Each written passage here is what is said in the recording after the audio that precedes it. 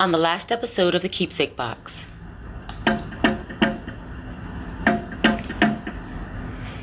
Ron placed his potato chips beside the radio on the small end table. "You know, you look kind of pretty when you fix yourself up," he said. Before I could respond, he wrapped his arm around my back and pulled me closer to him. I wanted to object, but it was as if my body was frozen. I started to ask what he was doing, but he leaned over and kissed me before I could address his previous indiscretion. I hadn't ever kissed anyone before, and I didn't even attempt to look proficient. I didn't kiss him back. I didn't open my mouth. I just sat there as he put his lips on mine, looking and feeling awkward. It wasn't like a movie kiss where there were tongues and groping. It was very soft and gentle. Ron sat back on the couch as if nothing had happened. "I guess you've never been kissed," he said. Still unable to speak, I shook my head to signal that he was correct in his assessment. "Good," he said. "Your mom and I needed to make sure that you weren't being too grown." And just like that, Ron walked towards the door and motioned for me to do the same. I was horribly confused.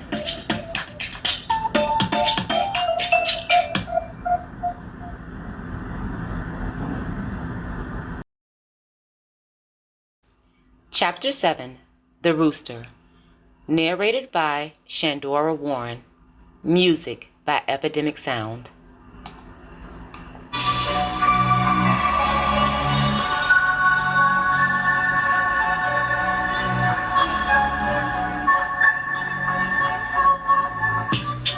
As I mentioned earlier, I only had one real friend at school.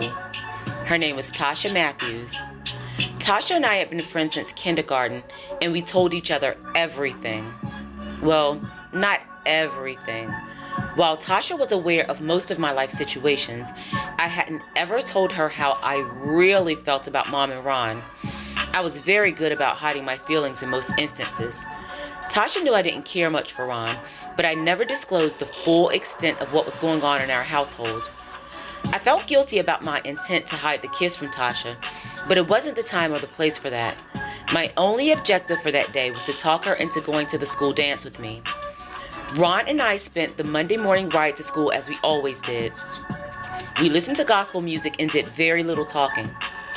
Upon arriving at school, I thanked Ron for the ride and jumped out before there was an opportunity for additional conversation. As usual, Tasha was waiting for me in front of the school. She waved to Ron as she did every other morning, and we proceeded to walk in. "Guess what?" I said excitedly. "You're finally gonna let me be your stepmom," said Tasha.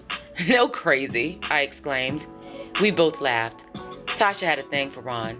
It was a silly 12-year-old crush, but she always talked about how cute he was.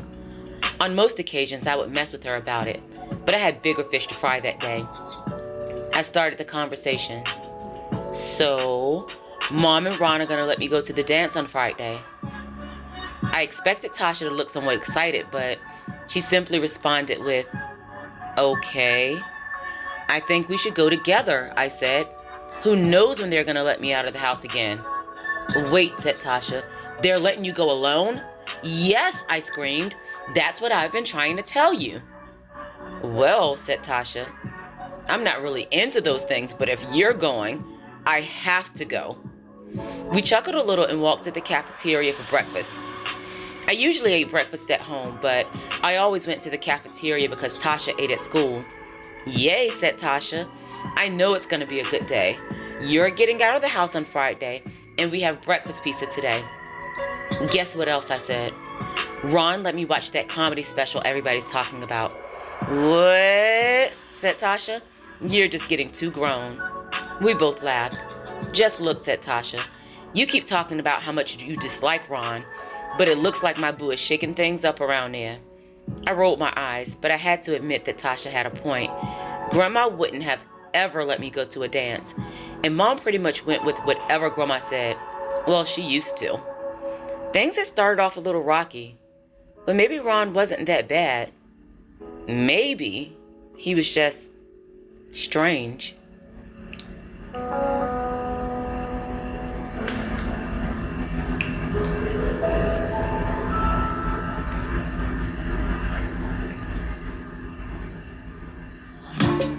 The rest of the week went by quickly, and the school halls were alive with the excitement of kids who were anxiously awaiting the dance. Most were excited to see the boy or the girl they liked, but I was content to just have the opportunity to listen to worldly music. As usual, Ron picked me up from school on Friday. I started preparing for the dance immediately after arriving home. Truthfully, there wasn't a lot of preparation necessary. My outfit had been picked out days earlier, and it was hanging in my closet. I even ironed it in advance to avoid having to do so on the day of the dance. There wasn't a lot of forethought in reference to my decision-making process. I was always made to wear dresses or skirts, so it was like choosing the lesser of the two evils. I chose a basic blue skirt and a pretty white shirt. The shirt was a silk-based material with ruffles along the neckline. Even though it was a combination that I liked together, I hadn't ever worn it to school. We had very clear distinctions between school clothes and church clothes. That was definitely a church outfit, but I liked the way I looked in it. I took a shower, making sure to shave my legs and use scented body wash, even though I didn't expect for either to be noticed. And then it was time to tackle my hair. Although I wasn't accustomed to wearing the latest hairstyles, Mom usually kept my hair neatly combed and relaxed. But getting pregnant, that was another task that Mom had defaulted to me. I was very much aware of my strengths and weaknesses, and hairstyling was definitely one of my weaknesses at the time. While Mom allowed me to comb my own hair, I was still not allowed to relax it.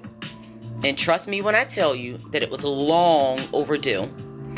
I was also only allowed to wear my hair down on Sundays and only partially then. But since I was wearing church clothes, I took advantage of the opportunity to look like it was a Sunday. I collected the front portion of my hair and gathered it into a rubber band, leaving the rear portion down. I went into the bathroom and retrieved some small curling irons and thick blue hair grease. I put the hair grease on each part, just as I had seen Mom do, and curled each individual section into a spiral curl pattern. I did that for the entire back portion and repeated the process on the ponytail at the top. It looked good. In fact, it looked better than I had ever done it. I got dressed and completed my look with a pair of pearl earrings and a brooch that I had received from Grandma. I looked at myself in my full-length mirror. I was happy with what I had done. Breaking my admiration, Ron began to yell from the living room, "You're gonna be late." I exited my bedroom, halfway expecting Ron to turn me around for looking too grown. But he didn't. He smiled and said, "Don't you look pretty?" Not only had I exceeded in looking pretty, but I managed to do so without crossing Mom and Ron's boundaries. "It's your first dance," said Ron. "Let me take a picture." We relocated to the fancy living room. I stood in front of a china cabinet that contained a lot of beautiful pieces. Ron took several pictures of me. It made me feel good, like he really thought I was pretty. I called Tasha to tell her that we were on our way. Ron had previously agreed to pick her up on the way to school, and her parents would pick her up afterwards. Just as we were about to leave, Mom arrived. "What do you think?" I asked. Said Mom. "Your hair is a little too grown, but I'll let it go this time." I gave her a hug and gleefully skipped to Ron's truck. He advised me that we would be taking Mom's car. I was relieved. Mom's car was much nicer than Ron's truck, and it seemed to fit the occasion. We arrived at Tasha's house, and she mimicked my excitement. I was surprised by Tasha's choice of attire. She was wearing a colorful shirt that was neatly tucked into a pair of blue jeans. Her shoes were a patent leather material. They always reminded me of police shoes. Tasha and I sat in the back seat and chatted about a variety of miscellaneous subjects. It was the first dance for both of us. We assumed that we would make a lot of good memories that night. That was only half true.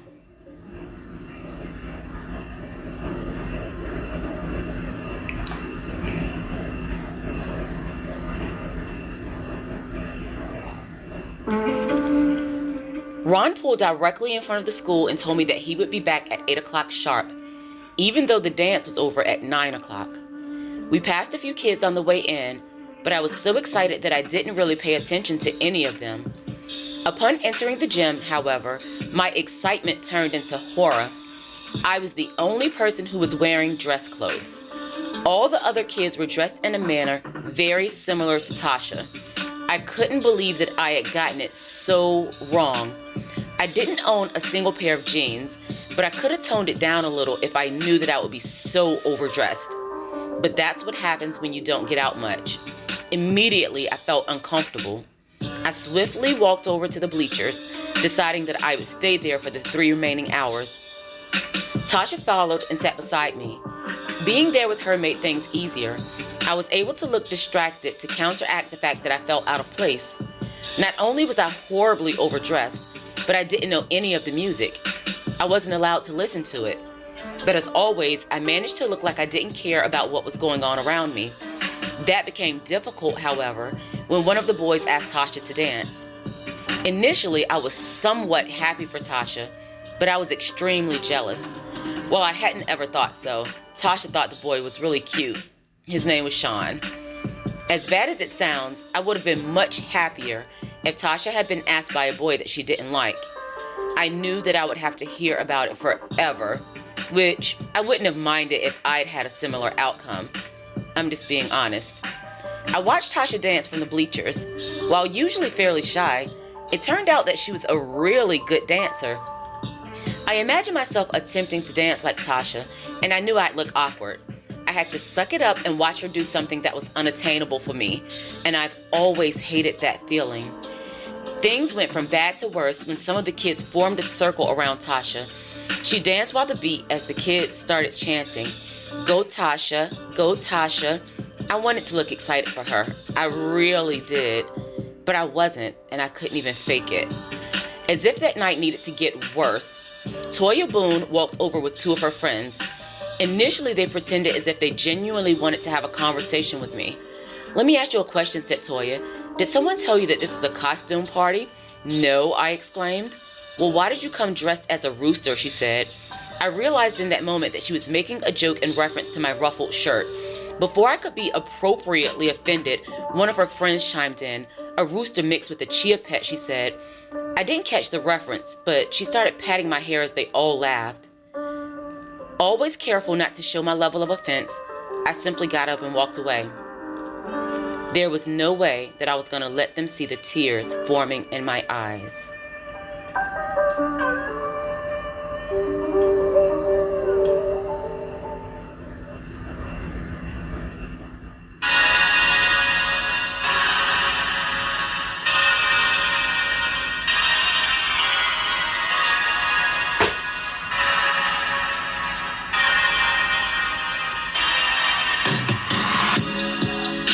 I went to the bathroom and looked in the mirror.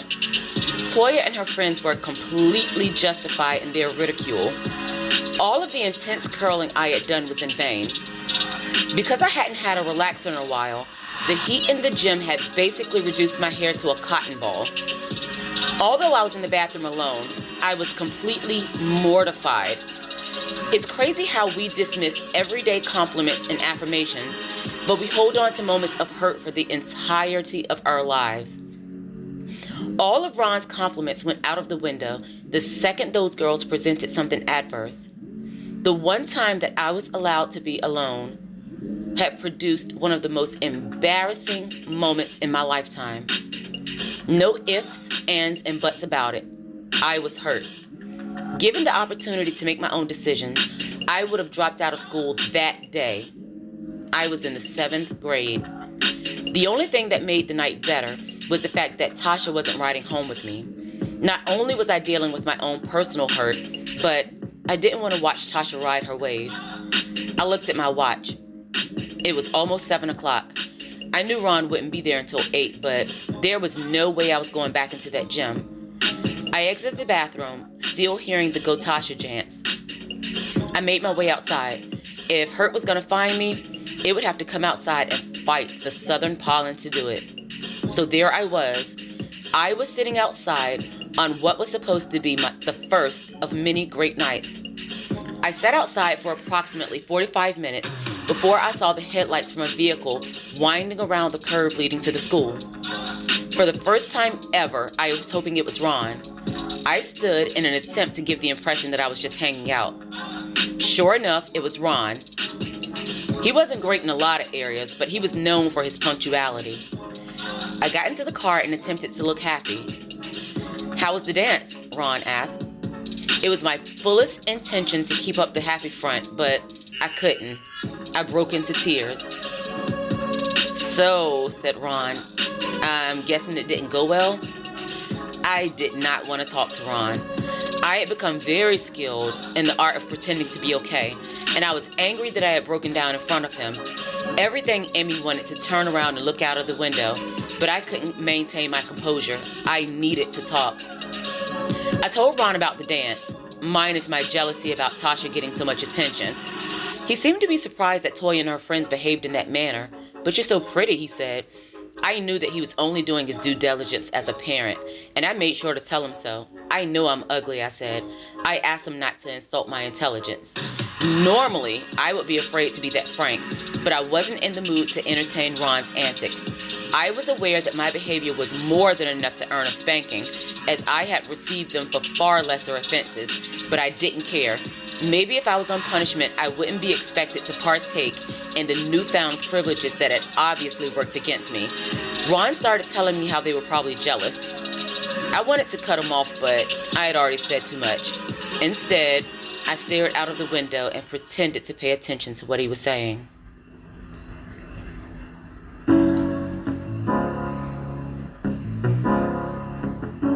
When we returned home, I smiled and told Ron that I was grateful for the kind words. I wasn't, but I was trying to avoid any further interactions. I stepped into the house as quietly as possible. The last thing I wanted was Mom asking questions about the dance. I didn't have the energy for another breakdown. I swiftly walked to my room and sat on the bed. Looking in the mirror, I mentally cursed it for deceiving me hours earlier. Why did I think that things would be any different at the dance? I was a loser every other day. Why would things suddenly change because I was allowed to be out of the house alone? And why did I wear that shirt? I studied it carefully and determined that it did slightly resemble a rooster. Even now, I remember exactly how humiliated I felt that night. I guess it was because I hadn't ever really tried to be pretty. Trying and getting shot down was devastating to me. I didn't think I would ever try again. I took off my clothes. I wanted to throw them in the trash, but I knew Mom would kill me if I did. I placed the clothes into the hamper and looked at my nearly nude body in the mirror. I was so skinny. I had on my Thursday underwear, even though it was Friday. I was wearing what had to be the smallest training bra in the world. No wonder Brandon broke up with me for Toya.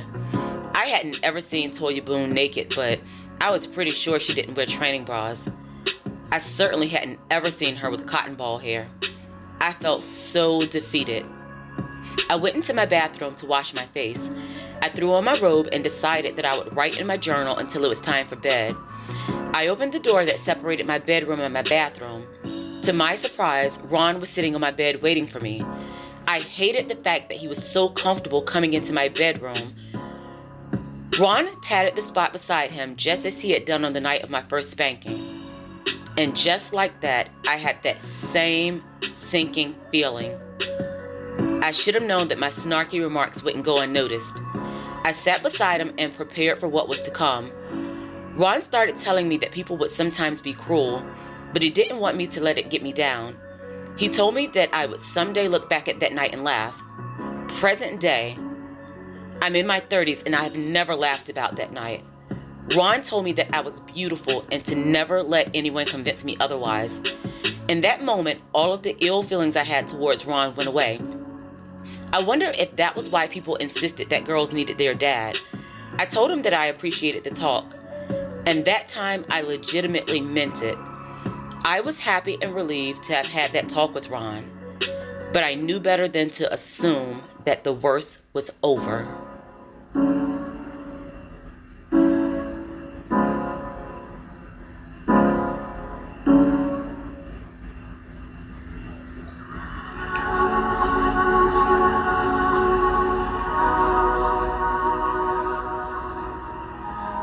Surprisingly, Ron stood and extended his arms to hug me. I stood as well. He gave me the tightest hug I'd ever had. It felt good, but when I tried to part with him, he held me tighter. I started to feel a little uncomfortable, but I didn't want the mean Ron to find its way back into the scene. I stood there with my arms pressed against my sides. After a couple of minutes, Ron requested that I hug him back. I did as I was told. He finally started to loosen his embrace. Just as I was about to step back, Ron pulled the front part of my robe towards him and started kissing me. It wasn't quite as innocent as the kiss at the shack. He wrapped his arms around my entire body as he kissed me passionately. "Let me show you how to do it," said Ron. He told me to open my mouth. I did as I was told. He gently slipped his tongue into my mouth and instructed me to do the same. Again, I did as I was told. Ron rubbed my back and butt through my robe. Even though he never made contact with my skin, I felt a prickly sensation all over my body. I hadn't ever experienced that feeling before. He again told me that I was beautiful and walked away without saying another word. I was confused. I knew that what happened was very wrong, but it felt good. For the first time, I really did feel pretty. Now, as an adult, I knew that I should have told someone about the encounter. But in the midst of the moment, he made me feel special. Unfortunately, that's what I needed. I told myself that it wasn't that serious. It was just Ron's way of making me feel pretty. I didn't know if Mom knew what was going on, and I didn't know if she would believe me if I told her. I justified the whole thing. I told myself that Ron's behavior was okay. It was okay because I would be less awkward when I finally did kiss a boy my age. I'd be experienced. The fact is, I liked being kissed by Ron. It made me feel special. It made me feel beautiful. I didn't understand how manipulative Ron was in the situation, but that's certainly what it was. It was manipulation. Mom was beautiful, so I felt that Ron had good taste in women. That being so, it made me feel good that he had taken the time to pay attention to me. I had to be special. I had to be beautiful as well. That's a tactic that has been used since the beginning of time. Manipulators are very much aware of what is needed to achieve the anticipated outcome. Ron made me feel special because he needed me to. I thought about Grandma a lot during that time. Surely she would think I was too grown if she knew that I liked being kissed by Ron. A part of me felt crazy. After the way Ron had previously treated me, I couldn't believe that I could like any part of him. But I did. I liked it all. I retrieved a nightgown from my drawer and got into bed. I pushed aside all thoughts of Ron and the kiss. Mom had to go to work the next day. I knew I would be alone with Ron, and I didn't want things to be awkward. I fell asleep without giving the situation a second thought.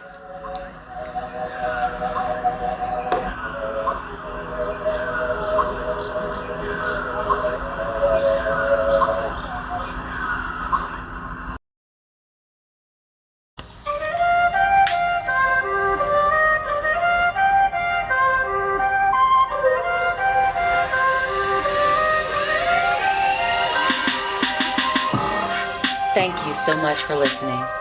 Make sure to follow Shenny Tells a Story on Facebook and Instagram. I'd love to hear from you. If you're interested in purchasing books by Shandora Warren, they're all available on Amazon. I sincerely appreciate each and every one of you. Thanks for helping me to create the world that I want to see. Oh yeah, you're welcome.